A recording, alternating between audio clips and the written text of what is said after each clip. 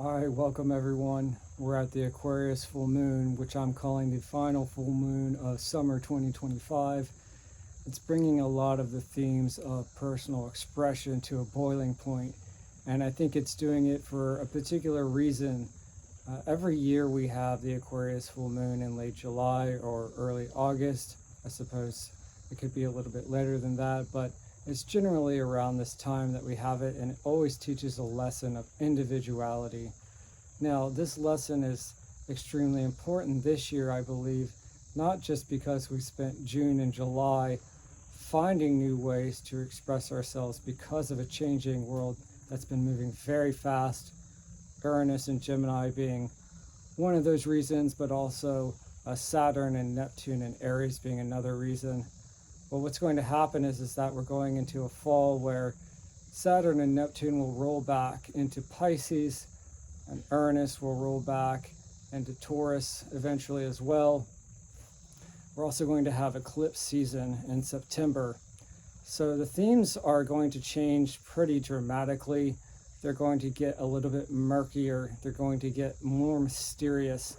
And I think the annual lesson of the Aquarius full moon being about individuality takes on special importance this year because it's asking us to have sharply defined contours, to really define ourselves in a radical way so that we can have an avatar that will guide us and that will be able to act in a world that feels murky, that feels like maybe it's geared towards inaction and catatonia and paranoia.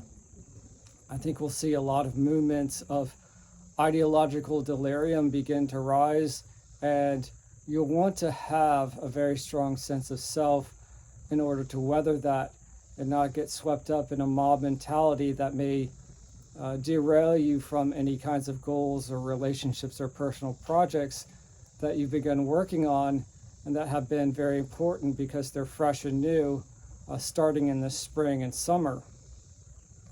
You're going to see me looking at some notes because Aquarius is a complex, rebellious energy, and this will still be an off-the-cuff, spontaneous kind of lecture or whatnot as usual, but I'll need to glance down at my notes in order to keep track of everything because, again, this is also the capstone full moon of our summer, so it's not just complex because Aquarius is complex, but it's serving a kind of transitional function before we have a new moon in Virgo, followed by a Pisces full moon, followed by yet another new moon in Virgo. Yep, we're going to have 2 new moons in Virgo, which is extremely unusual. And I think Aquarius likes unusual things. That's one of the reasons that it's rebellious, and it's prepping us for that. It likes to be unusual because it believes that much in authenticity. It believes that much in not just being a number. So let's dive into that and understand what this lesson of individuality in summer 2025 is really trying to teach us. Typically, when we look at Aquarius, if you look at the hieroglyph of it, it's 2 parallel lines and they're waves. And when the upper wave goes up, the bottom wave goes up. And when the upper wave goes down, the bottom wave goes down. So it kind of looks like parallel radio waves. And it speaks to the fragmentation that can happen in society, that we can separate and segregate ourselves from the herd, yet still be in communication with it, yet still have unity, yet still have some sense of community, despite the fact that we may be on our own wavelength and march to the beat of our own drum.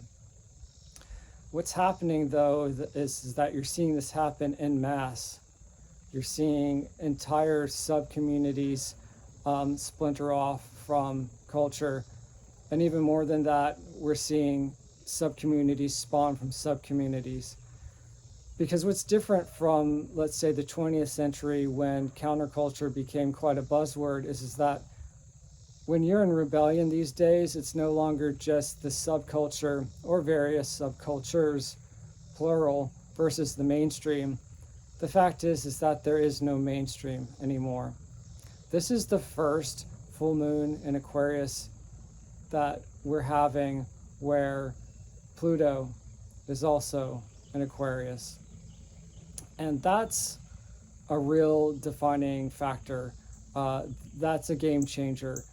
For the past previous full moons in Aquarius, Pluto was in Capricorn, where he entered in 2008, and Capricorn's about our public square. Now, because Pluto is about destruction, the public square and our trust in institutions was destroyed. And now he's moving into Aquarius, the sign of individuality, and he's laying waste to any kind of false persona, to any kind of false celebrity that we may try to project upon the world. So we're moving from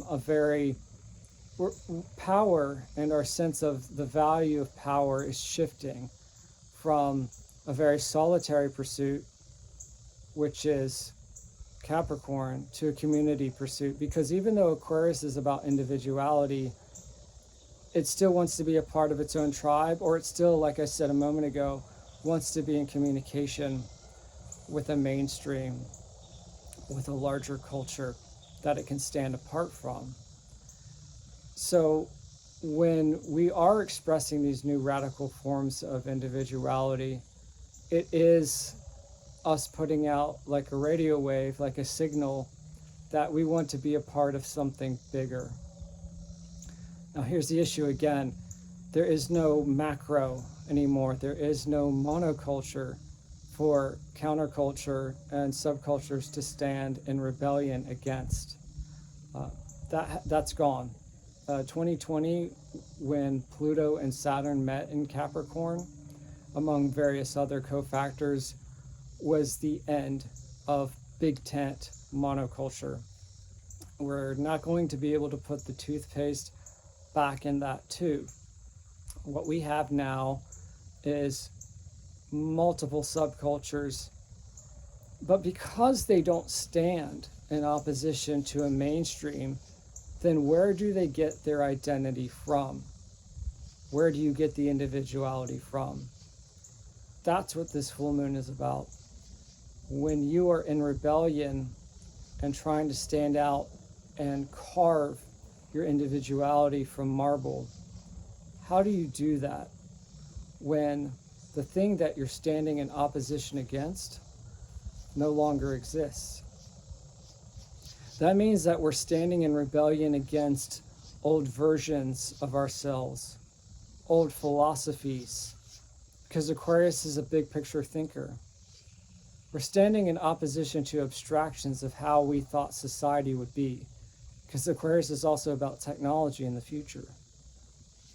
And I'll probably title this video The Promised Land, because one of the ways that you'll see this energy start to percolate into material reality is that people will start to say, the future that I was promised no longer exists. I was promised that once I would get out of college, for example, they may say that I would have a husband or a wife, a dog, 2 kids, a car paid off, a reasonable mortgage, a job that I don't hate, a community that I can participate in, a nation that I can stand up for, a world that I can leave in a better place than I found it and pass on to my children. Because people are gaining a sense that this doesn't exist, they're struggling with who they are. Because again, Pluto is laying waste to it. It's laying waste to the Aquarian energy of the world, the community aspect of the world. The moon is a very momentary energy, and it deals with domestic themes. It deals with motherhood and our sense of family. And it really personalizes this destruction for us, because people begin to ask, well, if this is not on the other side of the bargain, then what trust can I place in myself? What trust can I place in other people, in my government, in the world that I live in? It really starts to shatter people's first principles, because Aquarius is a very principled, virtuous sign that's humanitarian in nature and wants to contribute to something. when people feel that they can't contribute to something, they have a couple of options. They can lash out and get violent, or they can disconnect and remove themselves from a society, a philosophy, a discourse. I think you'll see both. But the fact is that this full moon is driving home the point that what we're rebelling against is old hopes and dreams. We're going to have to formulate a sense of individuality in a way that is historically unique. We don't have a village. We don't even have a larger nation that the village ports into, and the larger nation no longer ports into a cohesive global culture that may have been there, at least at times, in the 90s, when we felt like we were hurtling towards the end of history, towards a kind of utopian promised land where the internet connected us, we could order goods with the click of a mouse, and we could talk to our friends across the country on a platform that wasn't ridden with ads or propaganda. So you can see that a lot of the nostalgia at this time is even very recent. It might have kind of a retro-futuristic cast to it, where people are nostalgic not so much maybe for the 50s and 60s, but maybe for the 90s or even for the early 2000s, when it felt like we were on the cusp of something that could be quite utopian. I'm going to glance at my notes here. If you're formulating a self that is not yet seen, what you're also doing by the same token is you're formulating a future not yet seen, because there's no script, there's no stage, there's no territory for that self to walk into. Because if we had that, then I think it would be easier for people to decide who they wanted to be, because then they would be able to say, well, at least I'm at A and I'm walking to X, and that's who I'm going to try to shape myself as in order to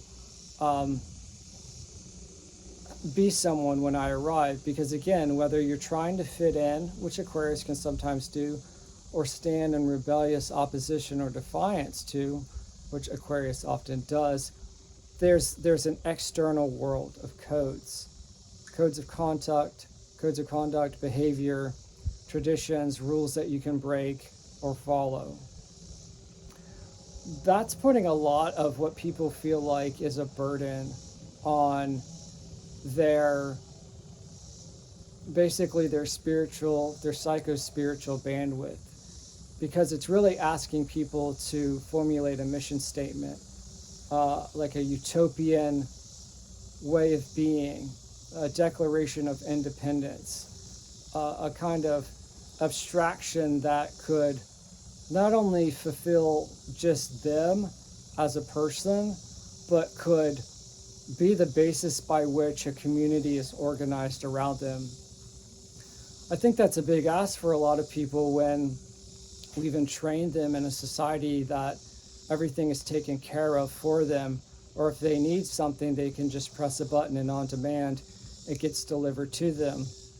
There's a supply chain of meaning that they could tap, and an identity just comes off the factory line, on the conveyor belt, down the pipe, and there you are. You have a pumpkin spice latte, you have a cream-colored sweater that you order from Land's End, and all of a sudden you're just some kind of like autumnal poet who's reading, Shelley in the fall and writing in your moleskin notebook, and here you are, you're a self. But because we don't have these mimetic templates anymore, people are going a little bit crazy. So again, they may become violent, or they may just become apathetic. The middle ground is that Aquarius is a highly electric energy. It's divine genius. And you could find that this is a highly catalytic time where you have an epiphany about what you could be and you're excited that it's completely outside the box and has no label, because the future's unwritten, just as your future self is unwritten. And you could find a lot of people truly inspired at this time, because they'll feel that what they're shaping is not just their future destiny, but the destiny of society itself. Well, that's where we reel it back. Is it really society as a whole, because there's no monoculture anymore? Or is it more a sense of society in the sense of who's going to join them on this journey towards this horizon that they're pointing towards? So it may just be a microtribe that they're providing a founding document for as a founding father, for example, but they would still be electrified with the excitement of having a chance to create a new promised land in the absence of an old promised land that was, a one size fits all for all of us. And they may have this feeling of like, oh, this is actually very freeing, because Aquarius wants to be an individual because it's liberating. And you may find that people are excited that things are breaking down and fragmenting, and that they won't even share the same society with anyone else. And it almost creates a kind of competition of, what promised land are you working for with your tribe? What vision are you cooking up? And I think this full moon helps, because it's like, well, you don't have to go get a degree in philosophy and read all these history books and try to hammer out this like completely fully fleshed understanding of how society should work. All you have to do is look to yourself and ask, how would I really like to show up in the world?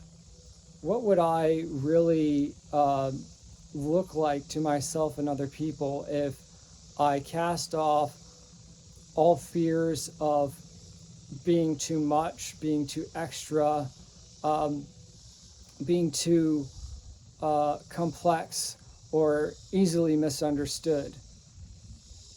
When you go in that avenue, it's more of a, it's more of an adventure, rather than feeling like you're under the burden of having to uphold the human race. Because that can be kind of the Aquarian, where Aquarius becomes kind of like Sisyphus. I mean, if you look at the hieroglyph, another way that it's portrayed is a man kneeling, holding a clay vessel that pours out water. And it's kind of like the idea of the Roman aqueducts, of a man who sacrifices his time and energy and intellectual prowess, like Tesla or like an engineer, in order to, again, leave the world a better place than he found it, in order to bring fresh water to the city through a completely electric and inspired feat of genius.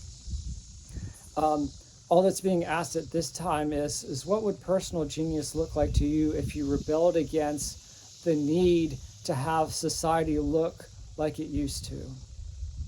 And because the moon is about emotion, we may have very strong sentimental attachments to that. We may say like, well, that's easier said than done. Like I feel really attached to how things were because it made a lot more sense and it was really good and it was probably, the best version of society that we could hope for.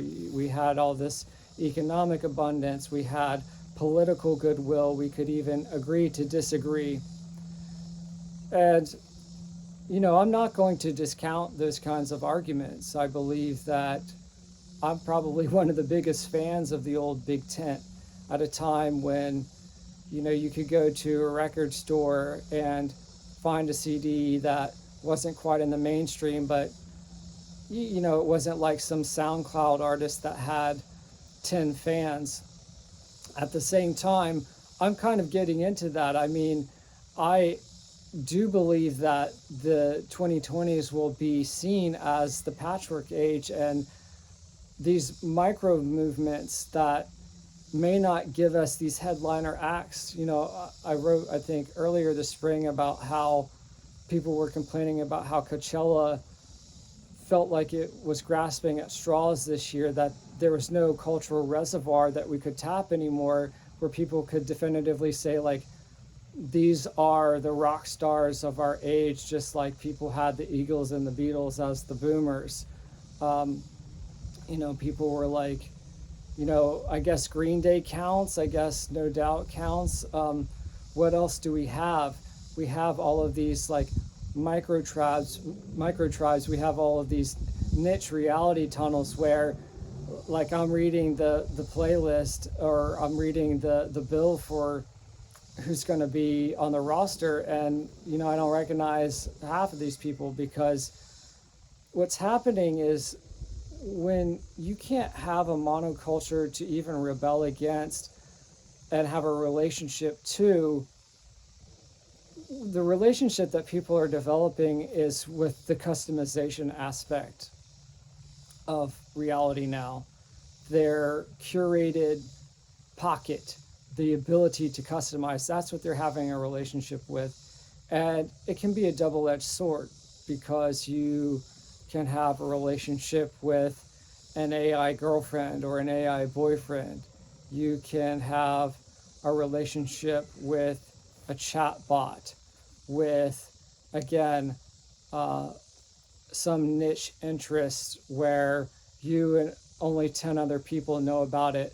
And I think that's good. It does have a little bit of that avant-garde flavor, but again, it can be a little bit too futuristic, because again, it does cut both ways, and you can start to feel that people are so disconnected from what Leo represents, which is the human flame within us, and that their attention to having their primary relationship with reality being through their customization ability can feel quite synthetic.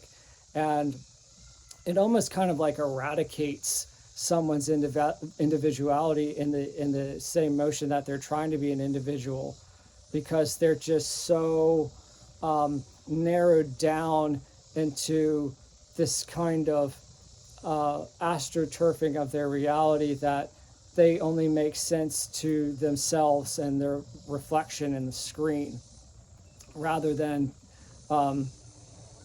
to anyone else. You almost question whether they're even cultivating a relationship with themselves, or rather it's just some kind of diffused projection of their self in these various surfaces that report back to them some kind of identification. Oh, your AI girlfriend knows your name, your chatbot knows your name. Oh, I feel seen. Oh, I feel validated. When really it's just a synthesized circuit or loop that you've set up. And yeah, that does create questions of, if people are living like this, then how can I live around them when everybody just feels so scattered? It's also going to raise the question, I think, of what a person is in general, because as people become attached and their primary relationship is with their ability to customize reality and these synthetic or machine relationships, they'll become very protective of it. And we may see things like, this machine has enough of a personality that it has a right, just like we've seen that businesses in late stage capitalism, some people would argue, are perceived as having rights like people. And I think it's just, you can see the window moving in that direction, where because people's primary orientation that they're relating to isn't a shared society or a shared conversation or a monoculture, but it's with their reality tunnel, then whatever feature of that reality tunnel comes up, chatbot, AI girlfriend, they're going to say, this thing has enough personality, especially because we're in a historical context now where it's hard to define what a human is, that I need, to have some rights for this, that, I can do something with it, or you can't infringe on it, you can't spy on it, etc. So this full moon is going to bring up a lot of weird stuff. And I think that it's asking to be addressed, because as we get into the fall, it's going to be harder to have traction or a stable terrain in which to argue against this stuff. Because when you have like really sloshy energy like this fall and mob mentality, it brings back maybe some of the more disturbing parts of the 2010s, where you'll have people in large groups shouting you down rather than it's easier maybe to debate with one person where it's almost like a contagion or something, and there's almost these tribal this tribal aggression of like, no, like hands off our AI girlfriends or our AI boyfriends. And for better or worse, we live in a culture where ideas hide in numbers, like in a herd or a pack, and it becomes this thing. News picks up on it. The mimetic nature of social media picks up on it, and it gains power through that, and it becomes harder to rationally argue against, and it's all quite emotional. So I think this full moon is kind of like, hey, wake up. You better get your ability to author your own reality in order in a way that feels like you have some kind of agency over it, because you don't want to slip into the path of just having your reality be something that is like possessing you basically, and lumping you in with a bunch of other people who are drinking the Kool-Aid as well, and enjoying the power in numbers with that, and just being part of some legion or leviathan that is going to go into some kind of maybe crusade or culture war again, and you just really don't want to get swept up in that.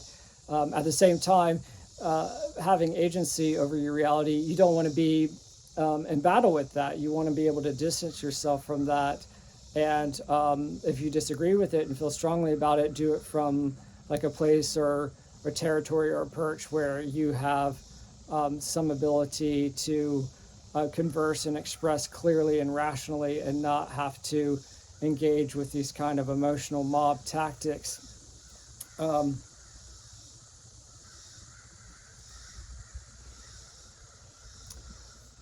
I'm going to leave it at that. I think, in terms of the cultural stuff, let's talk about the astrology. That's really the message, is that it's a critical time. It's a critical time for us to really understand that at the end of the day, each of us is individuals, even though we're a part of something larger. And we're going to have to really define who that self is, because the larger thing that we're a part of is also undefined. And the supportive energy around that is going to get really soft. And so it's not like, well, if I don't do that, world events, someone will just come in and take care of it for me. Some politician will give me a movement that I can subscribe to in the fall, and then I'll figure out who I am from there. I highly doubt it. I think even if it's like a version, a sect or a faction or a political party that you agree with, I feel like it's just going to have too much of a cultish flavor to really be worth it. In my opinion, it's too much of a risk. So like, I would advise you more to be a part of it if you already have a sharply defined sense of self, rather than saying like, well, I just didn't really figure out what was true to my heart this summer, and I'll figure that out after I join the group this fall that'll have some maybe kind of like flashy promised land that they have on offer. Like maybe their flashy promised land is, we're going to take on all the freaks that just want to have AI girlfriends and boyfriends. And again, not saying like you can't feel strongly about that or even join that in parallel, but I think if you're doing that and saying like, then I'll get my identity by doing that, you'll probably be really derailed from goals that you later realize really matter to you, and it's going to like waste your time and waste your energy and waste your bandwidth, and may put strain on some relationships that you do care about.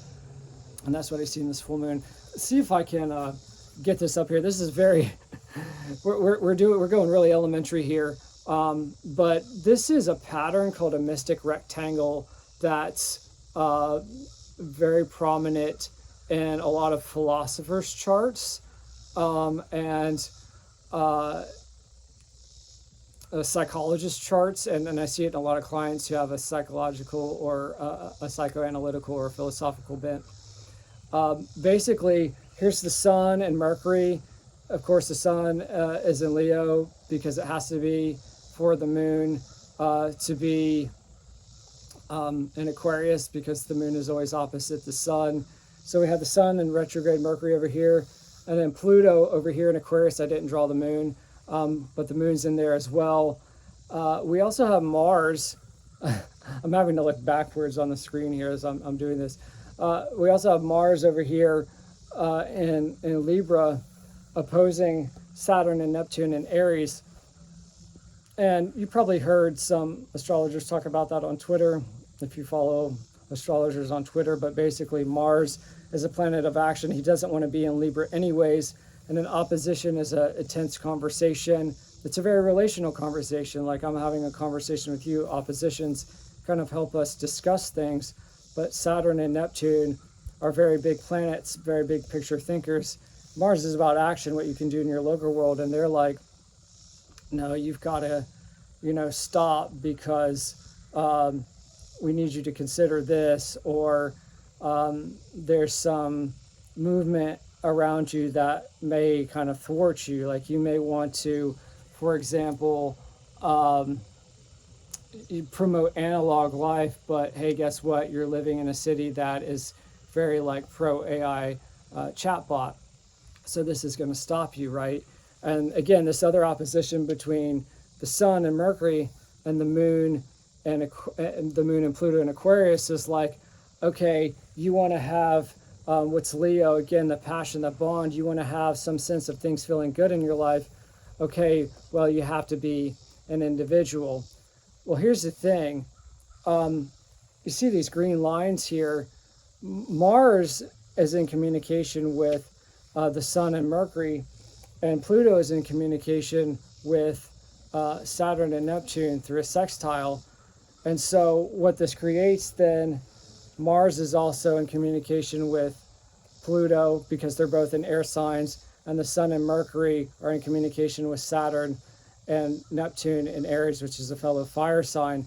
And it creates this mystic rectangle. And you can think of it like a crucible or a furnace or an alchemical cauldron, where because there's two pairs of tension in our life that both speak to this issue of, hey, you want a better world? Well, you have to be aware of the fact that you're going to have to act in a way that may make you stand out and may ask you to begin defining a future that doesn't have, you have no like reservoir to tap. You're going to have to create the raw materials along with the vision that you're going to build the materials into. That's going to inform how you build the materials. Because those two oppositions are in communication with each other, they just don't exist alone, but because they're in communication with each other, they create what's called this mystic rectangle. And that means instead of having double the trouble and like one headache after another, it's like the headaches work constructively together. And Aquarius is like a code cracker. It's like cryptography. It's like Alan Turing or Tesla, like I said at the beginning. And it's like, okay, give me more challenges. Let me see more ways in which things don't work, because through that, in negativa, through the negative, I will see what I can do, what does work. I'll hit on a solution and an epiphany and like a flash of genius and some kind of like catalytic moment that will just come to me, and I'll say, oh, the more things that don't work, the more I can just lock right into what it is that I've always wanted to be, and everything that I need to move forward for in the future will start to take shape. I'll just like see it in an instant, like a light bulb. And Aquarius does relate to electricity and flight and radio and things of that nature. So it's almost like the more tension that is there, the more that there will be this sudden realization of what it is that you need to do. And maybe it just starts by saying, I'm done with all of this. I'm done with trying to look outside myself for some way I can trace back to a version of putting the toothpaste back in the tube. I'm going to think outside the box. I'm going to think outside the labels. I'm going to be so purely individualistic in terms of how I see myself in my future, that my future will reveal itself in that gesture. So it is an extremely tense but inspiring and I think positive time before we go into a very mysterious fall. I'm excited to hear what you have to say about it. If you want to comment on that here, do that. You can find me at Zeitfeld Media, also on X. I post there every day. Email me if you want, zeitfeldmedia@protonmail.com. That's another way to get in touch with me for one-on-one readings. And a lot of what I do is, because this is a time of disrupting business as usual, I do help people get aligned with ways that they can act successfully so that they can align with these cycles of life and not just pursue fruitless avenues. Because I think a lot of people are feeling frustrated now of like, well, I'll just kind of do something slightly different and that'll be enough. It's almost like you've got to throw all the old tools out the window. Mars and Libra, the warrior planet, you've got to be mentally sharp. You've got to be sitting in silence, sharpening your blade. You just can't be like scattering your energy everywhere, just thinking it'll work. If you just like work harder, you got to work smarter right now and learn to look at situations from many different angles. So that's what I hope to help you with through these talks, through client sessions, through my newsletters, through my daily posts on X. So as always, I like to say I'm happy to have you along for this journey. This is a weird one. This is an unusual. Aquarius is eccentricity. It is the Mercury retrograde, by the way. It's the eccentric genius. Getting a little tongue-tied there. It's the eccentric genius. And so if this time feels like it's calling you to just really get outside your comfort zone, I think you'll find right on the heels of that that something catches you, right? And I get very excited thinking about that. I talk to a lot of you personally. I feel like I'm very lucky to have a very close following of people who I'm very in touch with their lives, and I'm seeing a lot of really positive change there. So I'm excited for what this brings, because I'm also really looking forward to eclipse season. I'm ready for the mystery. I'm ready for the murkiness. I'm ready for things to kind of soften and melt.